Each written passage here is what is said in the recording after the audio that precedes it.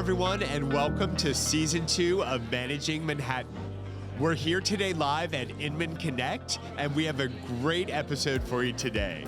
Our guest today is Tara Benet from Tara Benet Design. She founded the studio in 2010 and has been featured in publications such as Architectural Digest, wow, Elle Decor, Bravo TV, HGTV, and House. Tara, welcome to Managing Manhattan. Thank you so much for having me. Great. It's such a pleasure to have you with me today. I know we do a ton of work together, so it'll be a great episode. Today, we're going to be talking about our top 5 tips for renovating your investment property. So Tara is someone who I call all the time when we're doing projects and I need someone to help design, whether it's a gut renovation or the renovation of a kitchen. Tara's been a go-to resource for me, so I'm happy to talk through our ideas because I know we have more projects coming up and we can hopefully disseminate some pearls of wisdom to our audience today. We've got some current ones right now as well. And some current ones. Hopefully we can finish those soon. Yes. I know we're a little bit behind, not through fault of our own, but we are a little behind on one, but it looks like it's coming along well. I think that's correct. Great. So Tara, tell us, how did you get into the design business? So my background is actually in painting. So I went to the School of Visual Arts. I studied fine art and illustration, and I thought that I was actually going to be a painter. Wow. Yes, and then a few years in, when I had to pay my bills, I was like, maybe I need to start, Maybe I'm not going to be a painter. Maybe I'm not going to be a painter. And my best friend at the time, Rachel, Rachel Glazer. Of course, Rachel Glazer. Rachel. She came over to my apartment and she's like, you just have great taste, you should be an interior designer. And she actually got me my first client. It was in the Bloomberg building in One Beacon Court. Oh, wow. Okay. Yeah. And he didn't ask for anything. He didn't ask for a portfolio at all. This was actually probably even before 2010. And I did it, and he was obsessed with it. And he had 3 business partners. They all hired me. Wow. I took photos, started learning, and then I set up my business. And I'd already had 5 or 6 projects within that first year. Did he know he was your first client? He does now. Okay, now he does. Yeah, he does. I don't think now. you ever tell him when it's happening. Fine. He was it was a pied-a-terre for him. He was he came from a hedge fund background. It was this beautiful apartment, a 3-bedroom, views. And then I ended up doing another apartment for him in the same building that actually was featured with Architectural Digest. Wow. Where they brought in 500 people to see it. It was part of a tour that Architectural Digest did. Wow, and that's one that you did? Yeah. Amazing. Yeah, and that one is on my website. Amazing. And now you're doing projects in New York, you're doing them in Palm Beach. Yep, where else? The Caribbean. The Caribbean, all over. Yeah, Park City. So wow, okay. I'm traveling a lot. So. And I'm happy to have been part of your story since not the beginning, but soon after that. Yeah. So no, of course we've worked together for how long you think? I don't know, probably 2014. Yeah. Probably somewhere around there is when we started in 2012. We're actually turning 14. Wow. XL is this month. Yeah. So we probably took a couple of years before we wanted to start doing the bigger projects. And we've done a lot. We've done lobbies. We've done apartments. Common hallways, apartments. Yeah. My office. Your office, the current project. You're about to do another office for me. Exactly. Because we ran out of space. Yes. Thank God. But a great problem to have. Great. So I wanted to do this episode. We do a lot of projects together, and I wanted to give kind of the top 5 tips that we have for renovating investment properties. Some people don't understand how daunting of a process it is and go in naively confident and have a lot of problems. Some people, think they know better than what they actually know. Yeah. And I just want to help guide the market on really what we should be doing, especially when it comes to investment properties. Because, Excel's a large landlord. You do a lot of stuff for us. So let's give everybody kind of, the rules of the road so they can avoid as many of these mistakes as they possibly can. So when I first enter a space, the first thing I think about is the architecture of the space. If it's pre-war, is it a glass box? Is it a West Village with a lot of charm? Because you want your renovation to feel like it's part of the history of that space. You don't want to just put something random in because then it just feels. No, it's true. You'll go into a post-war white brick co-op building, and you'll have this oftentimes incredibly modern upgrades. It's like, it doesn't really look right. It doesn't fit. But we'll get to that in a minute. So I want to start by the most important thing when we're designing investment property is to make it durable. Right. We're building for tenants. Right. We've got, just like when you rent a rental car, you probably drive it differently than you would drive your own car. Yes. So, we want to make it durable. We want the finish to last. We got to anticipate that sometimes the tenant's going to be careful. Sometimes they're not going to be so careful. Right. How would you build it for durability? For, for not getting smashed up on the first lease? I mean, I think that in regards to kitchens, we never panel the fridges or the dishwasher, even though I love the way that looks, because when your team comes in, or somebody, you need to be able to service it. And so that's, one thing that we do in kitchens. And also if we have to replace it, you buy the dishwasher, the panel fits that dishwasher. Maybe if you're lucky, that, manufacturer, not necessarily model, but manufacturer. And then 10 years later, the dishwasher dies, you need a new one, and the panel never fits. And so that's a good one. And we try to use brands that are lasting, not too random, that in 5 years you have the same size, or you can get the part. There's all these new, especially in bathrooms, there's all these trendy bathroom plumbing, brands, but we try to stay with Kohler because it's an easy universal valve. And then are quality brands that aren't gonna people, when you're renovating, you want to save money, but sometimes you go a little too cheap and you're buying these off brands. And then going back to kitchen, one thing that drives me crazy in a kitchen, and I have it in my kitchen right now where I live, and I absolutely hate it. As a father of 3 kids, I absolutely hate it. We have hardwood floors in our kitchen. Oh, yeah. That is... The only One thing leak worse and you're than done. that would be carpet, which hopefully nobody builds their kitchen with carpet. That would be pretty gross. But you just see the wear so much. And you have an ice maker on the door, and ice is spilling out. And when you're about to dump the pasta into the colander, you have water splattering. It's really not a good thing to do. Look, if you're ultra careful and you own the apartment and you're going to live in it, sure. But if you're going to rent it to tenants, it's just you're asking for, floors that kind of, start to warp a little bit because there's always excess moisture. And same with the area around the laundry, the appliances. Absolutely. Wash and dryer. Put tile there as well. And a tray, everything you can possibly do to mitigate having any sort of water damage. Yeah, make it durable. And then, with stones, when we're using stones in either kitchens or bathrooms, when you're using these fancy, natural stones, they're going to stain, they're going to burn. They're going to show You've got to signs of seal them all water. the time. You've got to regrout. I mean, they're delicate. It's like clothing. They're meant to, you have to care for them. You have to do the equivalent of dry cleaning. So if we just did a more durable finish and use a synthetic stone, a Caesar stone, at least you don't have to seal it. You don't have to worry about it staining. It's a lot more durable. It's also come a long way. The printing used to look really fake. there are some amazing products now that you can get that just look absolutely beautiful. It's hard for me sometimes to even tell. Oh, yeah. And they've really gotten good. They're good. Over time. Yeah. And then also when we're building for durability and for renting, IKEA looks great for about a year. Maybe, I don't know about in a rental apartment, but maybe a year. They're not doing, solid boxes. They're using only whatever they're calling it. Like the melamine and all that. And compressed paper, basically, particle board. The MDF and all So I would avoid using that, especially when you're renovating. For tenants, because they're going to, the hinges are going to start coming off. They're going to start to warp. It's, not a good product for us to use. And people know it too. I walked in somewhere IKEA. and I'm like, that's IKEA, and it downgraded it a little. You don't want to know. It was very much on trend for a while. Everyone's like, oh, IKEA's so much cheaper, it looks great. And the problem is it's really not durable, and we don't want to do it. And there was that a few years ago, and now it's kind of faded. I think everybody did it. They saw why you don't do it. We all decided okay, we can scratch that. I remember all those hacks, to try to make it feel more built in that you'd absolutely. we'd all do.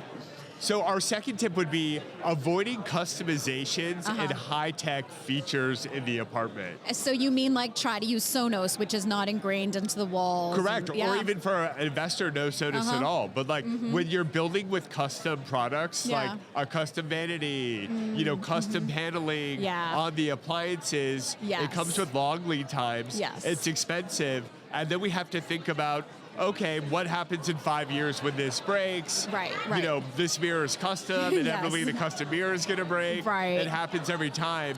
So when you're building like these custom features, then inevitably we're gonna have to replace it or get it repaired, and it's impossible. And there's also, again, just so much great stuff on the market now. Like, there's just, it's just not, nothing feels like you don't have to go to Home Depot anymore. There's so much out there. What's your go-to resource these days for? Like for pre-made? For pre-made, if you were designing an apartment and the owner didn't want custom stuff, they wanted, you know, stock stuff. What are your top tips? We honestly, so Theodore Alexander has like a great line. You could check out West Elm and Pottery Barn, have some really good stuff. And they're building like finishes, like light fixtures. They do and like cerused wood. It's like bathroom vanities. Like really inexpensive and very on trend without being like too trendy. Absolutely. So, there's like a few other brands, but those are like some, you know, ready, easy, inexpensive ones. And there's still nothing wrong with the Home Depot. There are some very classic styles that they have there. Yeah. You see it in every bathroom. Those like. And you can upgrade it. You can do better hardware. You can find ways to make it feel a little bit, you know, elevated. Absolutely. And then on the technology angle, technology is not your friend, period, in an apartment, in my opinion. Every apartment that we manage that's like super high tech, a lot of times the tech is broken. It's a lot of frustration, and in 5 years, it's going to be obsolete. So I had so many clients in investment and non-investment, just clients, who did those like built-in USBs, you know, where you plug it in, and then they switched to the other, what's the new cable called? Like like the little one that's like much smaller, and now you have these, now you've just dated the apartment, but you only put it in 5 years ago, basically. Now it looks dated because you have regular USB. Because nobody has USB anymore. Yeah, absolutely. And then it's going to break. It's expensive to replace. It's expensive to repair. Every time we have like complicated elements, the tenant's always calling us. Hey, this isn't working. You got to find the vendor that put it in, hopefully, especially if it's like a Crestron or a Lutron system, so that they can come and fix it. So I don't do those anymore. All right, we are going to take a short break, and we'll be right back. Hi, I'm Dylan Pichulik, CEO of XL Real Property Management, New York's most trusted name in luxury property management since 2012. We specialize in managing individual apartments, townhouses, and rental buildings held by absentee owners. We maintain our properties with the highest standards of quality and service so that owners can choose a hassle-free approach to real estate investing. Rented or owner-occupied, we handle it all. For more information, contact us at xl-rpm.com. From residential and commercial closings to litigation, Romer DeBoss is your full-service real estate law firm. We blend big firm knowledge with boutique-level attention, delivering outcomes that exceed every expectation. Contact us at romerdeboss.com. All right, we're back, and we're talking about our top 5 tips for renovating your investment property. So the third point I want to cover is avoiding overstyled and trendy finishes. And I know it's hard to do this because you go into the store, you're looking at a mood board, and you see something, you're like, wow, that's so cool. You saw your neighbor put it in. But what's like the drawback of that, you know? Well, trends are cycling faster than ever with just like technology. So it used to, trends used to last a lot longer. Now it goes just like fashion, like clothing. It just happens really quick where you see it like, you know, with like whatever designer you follow, then it's on Instagram, then it's in CB2, then it's in Target. So it's like, it's a really fast cycle. So going back to what we just said earlier, which is like when I start, I look at like the actual space that I'm designing and really staying true to the classic architecture of that space, whether it's modern or it's, you know, traditional, is just better for any renovation that you're gonna do. And when a tenant comes in, they can add like stick-on wallpaper if they want. They can change the light fixtures. And you know, if you're staging the property, which we don't really do, you can be as on trend as you want because it's in and out. Absolutely. No, I think it's important. And if you want to express your individual style for the, you know, look, the landlord has no incentive to express personal style. You know, especially when it comes to trends, because you know, how much do we regret now all those gray cabinet and gray floor projects we did? And now it's just totally Nobody out. wants that. But what are people, what's too trendy today? Like, give me an example of, you know, something trendy now versus like what the classic style should be? Could you think of anything? I mean, I think that like last year or the year before, everyone wanted green. Like everything was green. It went from gray to white to like sage, just different color greens. And now I feel like that's kind of, I mean, green will always be beautiful in like the right home, but it's not as much of a thing. And then I think now people don't want stark white. They want like bone and greige, and they don't want to walk in and they don't want it to feel like a new build. I think everyone's thing is they want it to feel a little bit like a little more historic and special, and that I think you can do without being trendy. Yeah. You know, like you and I won't do like a stark white subway tile. We'll do like a little bit of a a cream or yeah. So you can do that. You don't, by not being on trend doesn't mean you need to be like completely basic. Right. You just want to go with like the home. If it's a farmhouse, which isn't really in the city, you can do like the rustic wood. If Right. it's a glass box, you can do the modern lacquer. You just kind of want to stay consistent more with the space than what you're just, you know, Right, seeing absolutely. online. Yeah, and especially for landlords, because the Right. last thing you want, and I have this situation on 12th Street, and it's a beautiful house.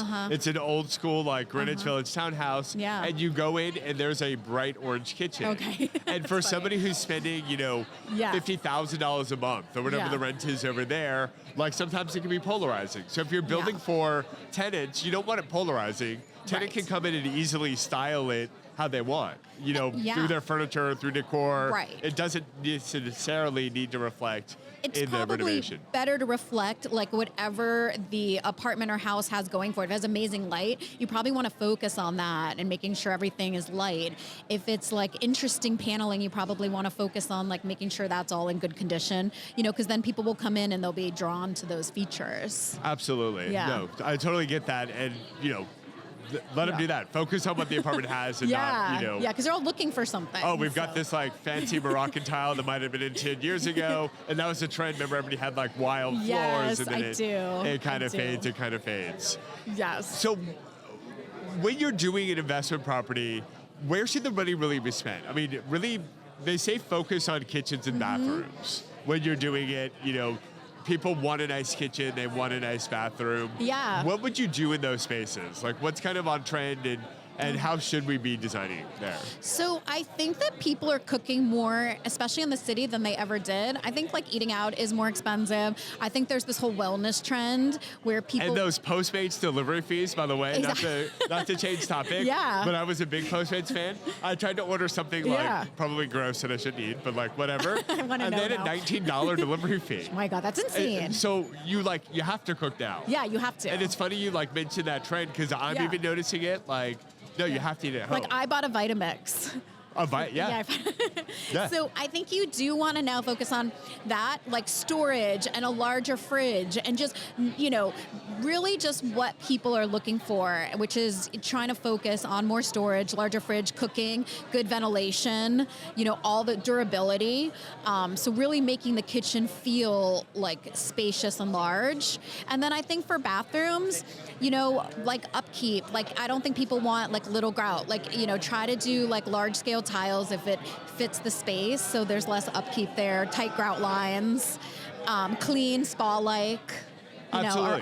are all great for investment properties. And then same general guidance from before about, Yeah. you know, skip the complicated elements. Yeah. No one's necessarily going to pay you more money because you have heated flooring under the tile. breaks like crazy. And what was that? It breaks like crazy. It breaks like crazy. You can't fix it. And the problem, you can't fix it. Yeah. You've got two issues when it breaks. Yeah. Either the thermostat, which is best case scenario, Yeah. or you have the piping under the tile, and if Yeah. that breaks, you've got to rip the bathroom out. Yeah. And by the way, also, most of the time when you turn those on, Yeah. how many hours does it take to actually get it to temperature? It's true. So it's a feature you could skip. No one's going to pay you more Yeah. rent for it. It's a headache. Same thing with like built-in tile warmers. Right. Another feature, Right. or one more thing to just leave on that like you're killing the environment by running it. Yeah. No one's, it might be a nice little, that's great to have, but I don't know if it's really giving us much return from an investment I point of wouldn't view. think so. What do you think of like lighting? Because I know the city can be hard to add lighting in. Lighting, that's what's important. I mean, Yeah. people want a bright, well-lit Yeah. bathroom, Yeah. especially here in the city. Yeah. You have a lot of smaller spaces. Yeah, without windows. Without windows, and it just feels dingy. And Yeah. the last thing you want is like a darker, dingy bathroom. Yes. I mean, I like a brighter bathroom. I do too. I like a better kitchen, and if you are going to put like, can't think of the word, but Pendants? not pendants, but Sconces. Dimmers. Dimmers. Right. Dimmers. There we go. Sorry. Long day today. If you're going to put dimmers in, I kind of like it sometimes in the kitchen. Like, you know, a lit backsplash is always nice and not an expensive feature. Yeah. So I do like to see that. I think those are worthwhile expenses, but not, you know, complicated elements. And we don't need, like, you know, vanities with built-in mirrors and anti-fog devices and these kind of things. Honestly, what I think has made a bigger difference than those is just like making all the doors and pathways like wider and taller. I think people really respond to that, which is just like a construction element. Yeah, and that's an easy when you're building to do. Like you did get a little bit taller doors, so you don't feel like a garden gnome when you're like trying to slide into your bathroom. Like it's a feature that actually gives great appeal and a good return because you're not spending extra money to do it. It's still durable. You know, we're not doing anything trendy. Like it meets a lot of like the check marks without costing you a lot of extra money. Yeah, and as much as I love pocket doors, it's not really the best thing. They break a lot. They don't, you know, sound isn't as muffled. So. Oh, look. Sometimes you have to do them. I like them, especially in a smaller space. But the problem with the pocket doors you mentioned, it breaks. And a lot of times the fix to that is you've got to cut the wall open, readjust the track, or put the pin back on the track. So now I need, you know, painting, plastering, and a handyman to fix the track. And the sound is good. If you have roommates, that could be a thing. Especially for a bathroom. Like you want as much privacy as possible, especially for a bathroom. Yeah. All right, we're going to take another short break, and we'll be right back. Looking to stage a property but on a tight budget and timeline? Stage with Stage and Fold. Stylish, lightweight, foldable, 3D printed cardboard furniture that looks real. Quick delivery and easy assembly. Staging starts at just $199 a month per room, and setup takes less than 30 minutes. Contact us today to stage smarter, sell faster, save thousands with Stage and Fold. All right, great. We're back talking about our top 5 tips for renovating your investment property. All right, so our 5th point here, and I think this is something every investor should really consider before they do a renovation, is do your research on the market and what the market really likes. You know, go out, see comps, so you understand what the market is looking for, so you can deliver that product rather than designing it based on what you think. Yeah. I also just like always ask my clients like sort of questions, not just like, oh, what do you like, but what didn't you like about your last space? Because you get getting that feedback is super helpful.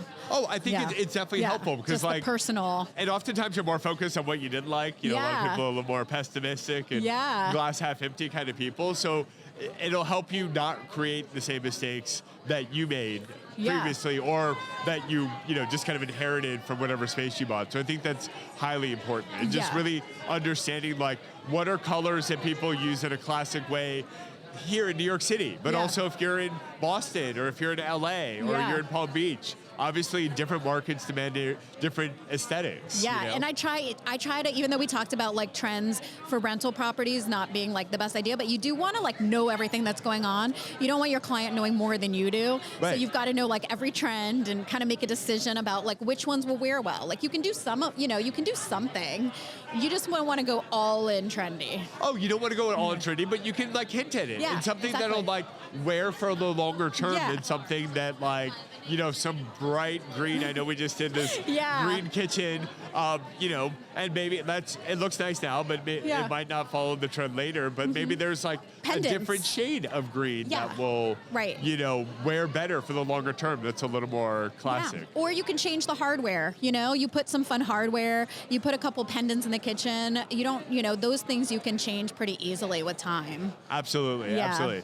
Any other tips you'd give people before we go? I would just say, like, always make a budget before you start. You know, we always kind of do that and then we adjust it as we move along. It's really easy, I think, sometimes to go over budget, and we've kind of learned with time, like starting with just a very good comp. And it's always, it's only another $100 and another $100. And then with tile, it's like, well, it's only $5 more a foot. And you're like, who cares about $5 until you multiply that times 1,000 because you need 1,000 square feet of tile. Yeah. Or for the hardwood floor, same thing. Well, it's only $1 more. Exactly. But if you're doing a house and you've got 5,000 square feet, it's another $5,000 just in material for the upgrade over the budget. Yeah. And then you wake up one day and you're like, wait, how am I like 30% over budget? Yeah. And this is why. Yeah, and it's like assume you might end up 10% over because I think that's reasonable. And also just construction costs, like adding things on as you go. So like just trying to have as much of your research done ahead of time, whether it's renderings, plans, elevations, really understanding what it's going to cost so that you're not sort of going so basic that you just kind of pile on not just finishing costs, but construction costs. Exactly. So, yeah. Awesome. Well, Tara, this has been great. I've definitely learned a lot, and we'll use this ammunition against you in our next project. Yes. And hopefully our audience did as well. Thank you guys so much for watching Managing Manhattan, and we'll see you next time.